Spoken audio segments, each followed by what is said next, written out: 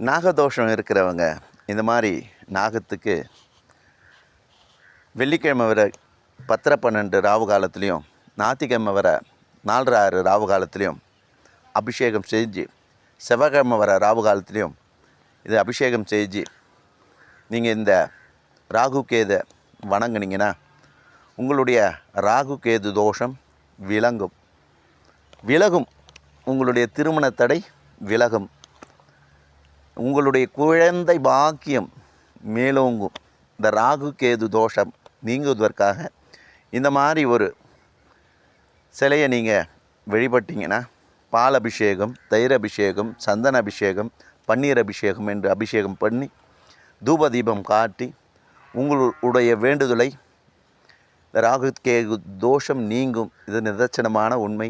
நல்லது நடக்கும், நல்லதே நடக்கும். திருச்சிற்றம்பலம், தில்லையம்பலம், சிவசிதம்பரம், அருணாச்சலம்.